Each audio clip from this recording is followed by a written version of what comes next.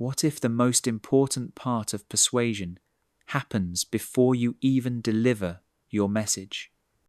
What if the secret to influence lies not in what you say, but in the moment just before you say it?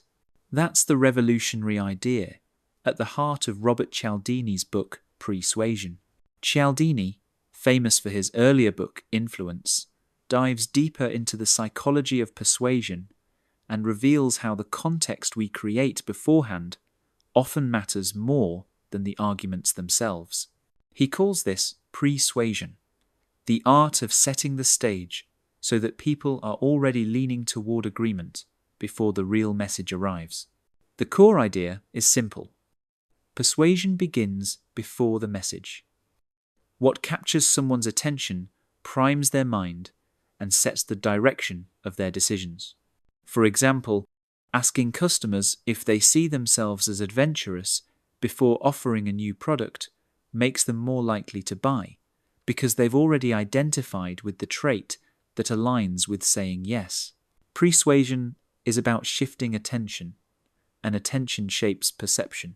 First, attention is privilege. Whatever we focus on seems more important. If you draw attention to safety before discussing a car, safety becomes the lens people evaluate it through.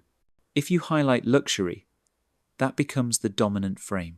This is why advertising campaigns often highlight just one quality, even though products have many. Apple doesn't sell phones on every feature equally. It directs attention to design, creativity, and lifestyle. By controlling focus, they shape perception. Second, associations matter. Our minds work through links and connections. If you pair your message with images of success, warmth, or community, people unconsciously transfer those feelings to your product or idea. This explains why luxury brands showcase glamorous lifestyles in their ads. They aren't selling a bag or a watch, they're selling the identity that comes with it. Politicians do the same when they surround themselves with national flags, military veterans, or smiling families. These associations influence us long before the words begin. Third, trust is established in the setup. People are more likely to believe you when you position yourself as aligned with their values before delivering the pitch. Something as simple as saying, "I want you to be fully comfortable before we begin," primes listeners to see you as considerate and trustworthy.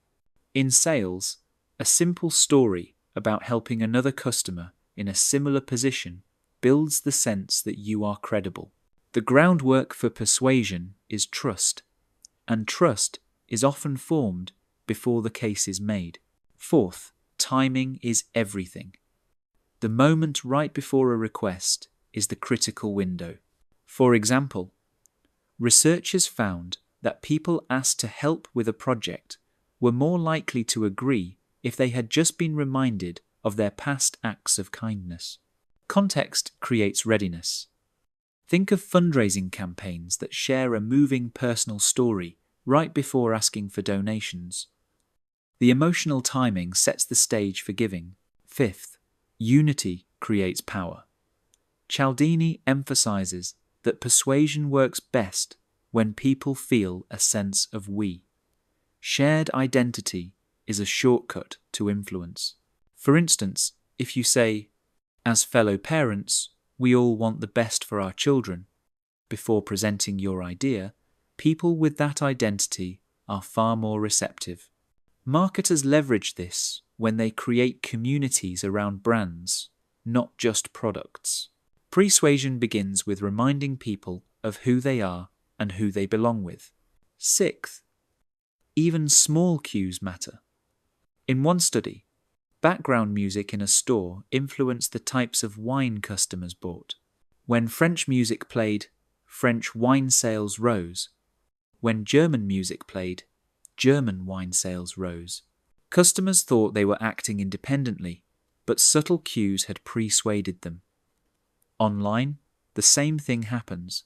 The color scheme of a website, the testimonials you see first, or the question in a survey all shape later choices. Seventh, self-relevance drives persuasion.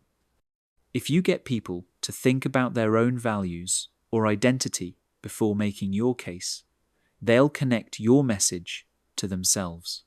Asking, do you consider yourself a helpful person? Before requesting a donation increases compliance because people want to act consistently with their self-image. This works because identity is powerful. We act to protect the way we see ourselves. In an age of advertising, politics, and social media, persuasion is everywhere. Headlines grab attention before the article, thumbnails set the mood before a video. Politicians frame debates by choosing the words and metaphors first. For instance, calling taxes relief frames them as a burden, while calling them investments frames them as positive contributions.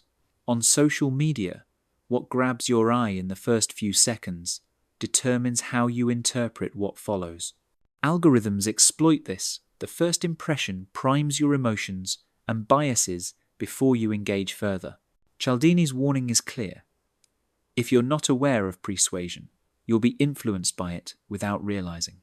But if you do understand it, you can use it ethically in business, teaching, leadership, or relationships to create alignment before making requests.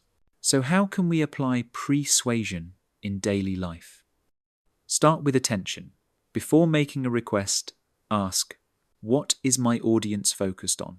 If you want to persuade a team to work late, don't start with the inconvenience. Start by drawing attention to the shared goal or the recent success that proves their commitment. Next, use positive associations. If you're about to have a difficult conversation, begin in a context of warmth. Compliment someone sincerely before moving into critique. The initial feeling transfers to how the rest of the conversation is received. Build trust before the ask. Small acts of empathy or transparency set the stage for credibility.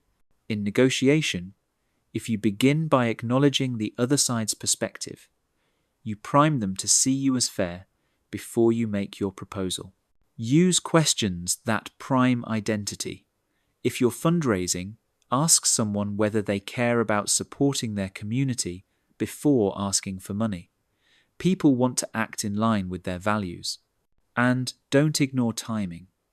If you're asking for a favor, do it after you've built rapport or after someone has just experienced something positive. Timing isn't about manipulation. It's about sensitivity to the moment. Finally, use persuasion responsibly. The same techniques that can sell products can also mislead. The goal is not to trick people, but to help them see what's true, relevant, and aligned with their own values. Ethical influence creates win-win situations. The big takeaway from persuasion is this. Influence doesn't begin with arguments. It begins with the frame of mind you create before the argument. By mastering persuasion, you don't push people, you guide their attention, so they're ready to hear your message. That was Pre-Suasion by Robert Cialdini, broken down into its most powerful lessons in under 10 minutes. Which idea resonates most with you? The power of attention, the importance of associations, or the timing before a message? Share your thoughts in the comments below. And if you enjoyed this summary, make sure to like this video, subscribe to 10-Minute Books, and ring the bell so you never miss our weekly breakdowns of life-changing books. Thanks for watching, and remember, the first step to persuasion is setting the stage.